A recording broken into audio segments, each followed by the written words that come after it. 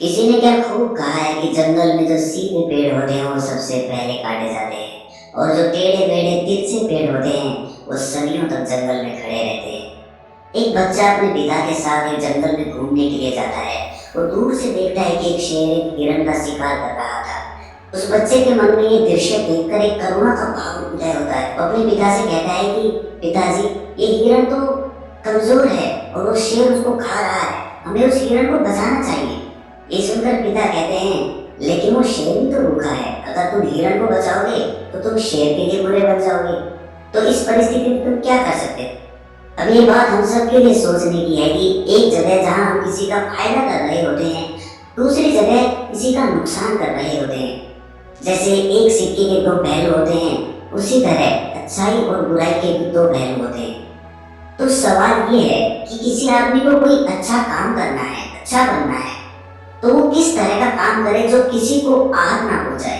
तो आज की जो कहानी मैं आपको सुनाने वाला हूँ उसमें आपको कर्मों का पूरा ज्ञान मिलेगा कि असल में कर्म क्या है और कर्म अच्छे कर्म क्या होते हैं। इससे पहले कि आप इस कहानी में खो जाएं, इस चैनल को सब्सक्राइब जरूर करें। तो चलिए कहानी शुरू करते हैं। बात उस समय की है जब गुरुकुल में शिक्षाएं हुआ करती थी। मतलब गुरुकुल में बच्चे सीखने के लिए जाते थे, वहीं पर रहते थे, वहीं पर प्रकृति का आनंद लेते थे और वहीं पर अपनी शिक्षाएं ग्रहण करते थे। ऐसे ही वेणुवन गांव का मोहन नाम का युवक गुरुकुल में पढ़ाई करने के लिए जाता है। उसके माता पिता उसे बचपन में ही उस गुरुकुल में भेज देते हैं। गुरुकुल में जाने के बाद बहुत सालों तक वो अपने सहपाठियों के साथ बहुत अच्छी अच्छी शिक्षाएं ग्रहण करता है। उसे वहाँ पर जीवन के सिद्धांत सिखाए जाते हैं। उनमें से एक सिद्धांत ये सिखाया जाता है कि हमेशा भलाई का काम करो, अच्छा काम करो, सबकी मदद करो। ये ज्ञान मोहन के दिमाग में बहुत गहरे से बैठ गया था। इसीलिए जब वो वापस गुरुकुल से अपनी शिक्षा ग्रहण करके आया तो वो अपने गांव में सबकी मदद करता था, हर किसी का काम करता था। कोई भी युवक उससे कोई काम करने के लिए कहता तो वो मना नहीं करता था। लेकिन जैसे जैसे समय बीतता गया, एक दिन उसने अपने कानों से छुपकर सुना कि गांव के कुछ युवक उसका मजाक बना रहे हैं। वो सब कह रहे हैं कि वो तो फायदा उठाने के लिए है, उसके तो मजे लो, उसका लाभ उठाओ जितना हो सके। वो किसी के काम को मना नहीं करता, वो दूसरों का काम करने के लिए अपना काम भी छोड़ देता है। बताओ कितना मूर्ख है। ये सुनने के बाद मोहन के कानों में खून उतर आया। वो निष्पक्ष भाव से सबकी मदद करता था, सच्चे दिल से करता था, लेकिन बदले में उसे क्या मिला? ये सुनकर उसका दिल सहम गया और उसने मन ही मन में निश्चय किया कि आज के बाद वो किसी की भी मदद नहीं करेगा। और अब मोहन गांव का ऐसा युवक बन चुका था जो किसी की मदद नहीं करता था। चाहे कोई कितनी भी परेशानी में क्यों ना हो, मोहन को कोई फर्क नहीं पड़ता था। मोहन का ये बदलाव देखकर सब गांव वाले आश्चर्यचकित रह गए। कल तक जो दया का सागर था, इतना दयालु था, कुछ ही समय में इतना निर्दयी बन गया। ये देखकर मोहन के माता पिता को भी उसकी बहुत चिंता हुई। उन्होंने अपने बेटे से पूछा कि बेटा ऐसी क्या बात हो गई है, तुम इतना क्यों बदल गए हो? तो मोहन ने कहा, "हाँ, इस जमाने में किसी की भलाई करके कुछ हासिल नहीं होता, ये बात मैं महसूस कर चुका हूँ। मैंने जीवन में जितनी भी गुरुकुल से शिक्षाएं ग्रहण की, वो सारी शिक्षाएं बेकार चली गई, वो व्यर्थ हो गई, क्योंकि ये संसार किसी का नहीं है। यहाँ सच्चे दिल से कोई किसी की मदद करते उसको उसको बेवकूफ समझा जाता है।" और ये कहते कहते मोहन वहीं पर रोने लगा और इसके बाद मोहन बहुत परेशान रहने लगा। उसके माता पिता पहले वाला मोहन चाहते थे, वो वही मोहन चाहते थे जो सब लोगों की मदद करता था, लेकिन उनका बेटा कहीं दूर निकल चुका था। दिन ब दिन हालत और भी गंभीर होती गई। एक दिन उनके माता पिता को पता चला कि पड़ोस के गांव में एक बौद्ध भिक्षु आया हुआ है और वो मानव स्वभाव के बारे में बहुत सारी बातें बता सकता है। इसीलिए मोहन के माता पिता मोहन को लेकर उस बौद्ध भिक्षु के पास पहुंचते हैं। जब वो उस गांव में घुसते हैं तो एक औरत एक बौद्ध भिक्षु को बहुत जला कटा सुना रही थी। वो उसको कह रही थी कि कोई शर्म नहीं आती, भीख मांगने के लिए आ जाते हैं, सुबह सुबह अपना काम तो नहीं करते, दरवाजे पर आकर खड़े हो जाते हैं और पता नहीं ऐसी क्या क्या बातें।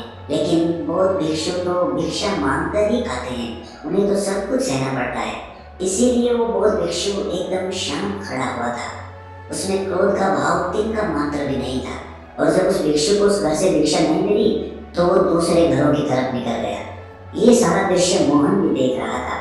इसके बाद उसके माता पिता उस गांव के लोगों से पूछकर उस बौद्ध भिक्षु के ठिकाने पर पहुंचते हैं। वहां पर पहुंचकर वो देखते हैं कि ये वही भिक्षु था जो गांव से भिक्षा मांगकर वापस लौट आया था, जो गांव में भिक्षा मांग रहा था और जिसे वो औरत जली कटी सुना रही थी। उसे देखने के बाद मोहन और उसके माता पिता ने उसे प्रणाम किया और वो वहीं पर बैठ गए। उसके बाद मोहन के माता पिता ने सारी परिस्थिति उसे बयान कर दी। उन्होंने अपने बेटे का जिक्र करते हुए बताया कि ये हमारा बेटा पहले बहुत दयालु हुआ करता था, सबकी मदद करता था, लेकिन अचानक पता नहीं ऐसा क्या हुआ कि अब ये किसी की मदद नहीं करता। उसके सामने मर भी रहा होता है तब भी ये बिल्कुल उसे पानी भी नहीं पिलाता। ऐसा स्वभाव हो गया है इसका। हम कुछ समझ नहीं पा रहे कि ये बदलाव अचानक से हुआ कैसे। इससे पहले कि वो बौद्ध भिक्षु को जवाब देता, वो औरत जो गांव में उस भिक्षु को जली कटी सुना रही थी, वो अपने बेटे को लेकर वहीं पर पहुंच गई और हाथ जोड़कर उस भिक्षु से प्रार्थना करने लगी कि मेरा बेटा बहुत बीमार है, अचानक से इसे बुखार आया और गांव के लोगों ने बताया कि आप इसकी मदद कर सकते हैं, कृपया करके मेरे बेटे को ठीक कर दीजिए। ये सुनकर वो बौद्ध भिक्षु तुरंत उस बच्चे का उपचार करने में लग जाता है और कुछ ही देर बाद औषधियाँ देने के बाद वो बच्चा बिल्कुल स्वस्थ हो जाता है। ये सब देखकर वो औरत उसे कुछ भिक्षा देकर प्रणाम करके वापस लौट जाती है। ये सारा दृश्य मोहन भी देख रहा था। मोहन के मन में एक सवाल उठ रहा था और जब वो इसका कोई जवाब नहीं ढूंढ पाया तो उसने उस बौद्ध भिक्षु से पूछा, शायद आपने पहचाना नहीं, ये वही औरत थी जो आपको जली कटी सुना रही थी, जो गाँव में आपको भिक्षा देने से मना कर रही थी। शायद आपने उसे पहचाना नहीं तो आप उसकी मदद नहीं करते। ये सुनकर वो बौद्ध भिक्षु मुस्कुराने लगता है। उसके बाद वो बौद्ध भिक्षु मोहन को बताता है कि दूसरों की अच्छाई करने से कुछ अवस्थाओं में दुख मिलता है, लेकिन अगर तुम कर्मों का सिद्धांत समझ लेते हो तो अच्छाई और बुराई इसके सारे भेद तुम्हारे सामने स्पष्ट हो जाएंगे। मैं भली भांति जानता था कि ये वही औरत है, लेकिन मैंने बिना कोई द्वेष का भाव रखे हुए वही किया जो मेरा कर्तव्य था। जब आप किसी की भलाई या किसी की अच्छाई बिना किसी लालच के करते हो, बिना किसी बदले के करते हो, बिना किसी द्वेष के करते हो, वही अच्छाई होती है।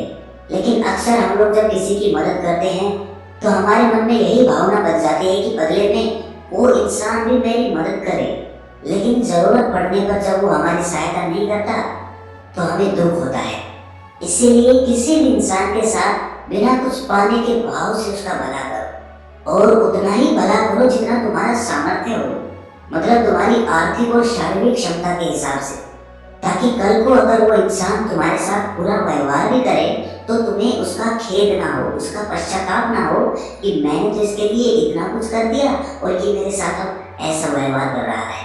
इसीलिए किसी का उतना ही भला करो जिससे तुम आहत ना हो। दूसरी बात, किसी दूसरे परिवार के झगड़े के बीच में तुम कभी मत पड़ना।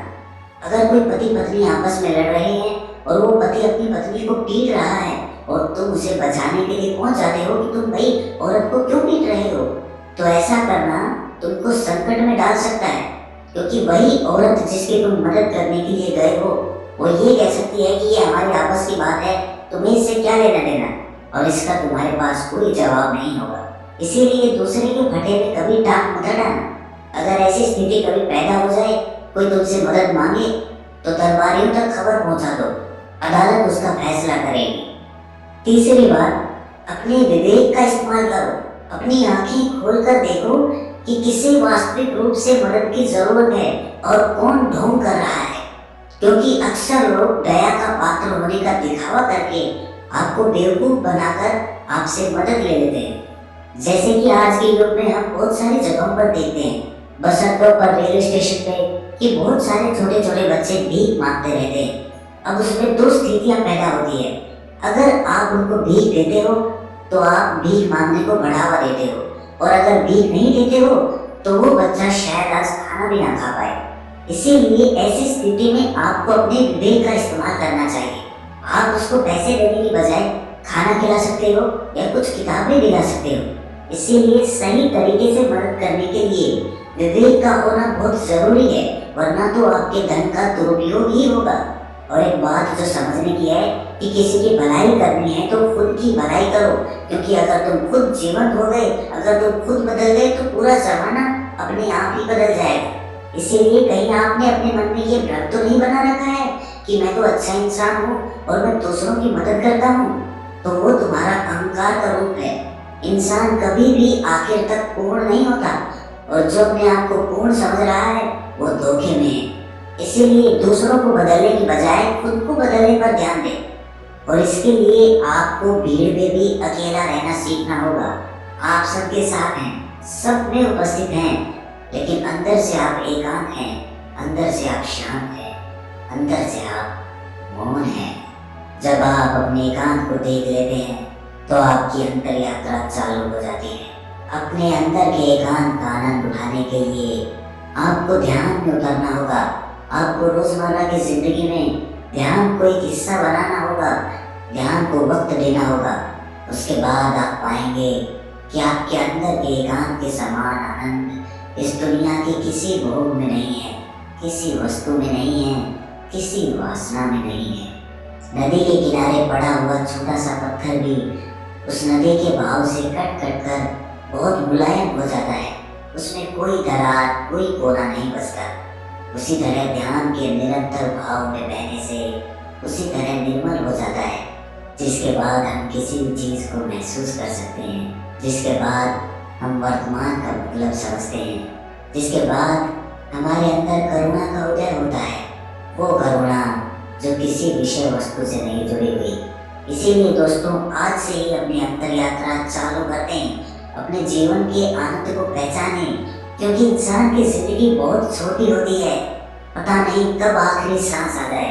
तो जीवन के जो पल बचे हैं उन्हें उस परमानंद में बिताओ। तो दोस्तों, कैसी लगी ये कहानी आपको कमेंट सेक्शन में जरूर बताना, और अच्छी लगे तो इस चैनल को सब्सक्राइब जरूर करना। तो मिलते हैं अगली कहानी में, तब तक के लिए अपना ख्याल रखें।